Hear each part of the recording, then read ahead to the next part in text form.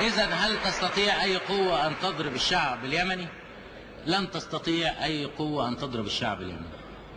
فيصل فاكر إنه أيضا هيقدر يبني قوة جوية ويجيب إنجليز وبتاع. امبارح قريت خبر إنه هيعمل مطار قرب اليمن ومشتري 12 طيارة ب6 مليون جنيه، يعني 12 طيارة. وبقول له 12 طيارة دول بنقدر نخلص عليهم في 5 دقايق. بيدفع ال 12 مليون جنيه، وإذا ما انتهتش الأمور وإذا مشيت في الطريق اللي احنا ماشيين فيه بتصبح الصبح بتلاقي ضاع منك 12 مليون جنيه. واحنا في هذا ندافع عن ثورتنا، ونعتبر ان ثورة اليمن ثورتنا، ثورة العرب كلهم، وإلا ما كناش بعتنا أبنائنا هناك ليقتلوا ويستشهدوا ويضربوا أكبر صفحات البطولة.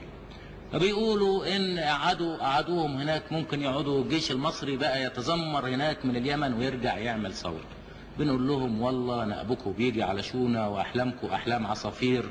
الكلام ده انتوا والإنجليز، وبل بالعكس انتوا والإنجليز بتفكروا بهذا الكلام، ولكن الجيش المصري جيش واعي، جيش وطني، جيش عربي، جيش مقاتل، جيش سائر، جيش مناضل. وإذا كان مش جيش مرتزقة، وفي نفس الوقت هم بيكبروا الجيش وفاهمين انهم هيعملوا جيش كبير بيقدروا يحاربونا بيه. طبعا عملية بناء جيش مهما جابوا خبراء انجليز وخبراء امريكان مش هيقدروا ابدا يبنوا الجيش اللي يقدروا يتصدوا لنا بيه.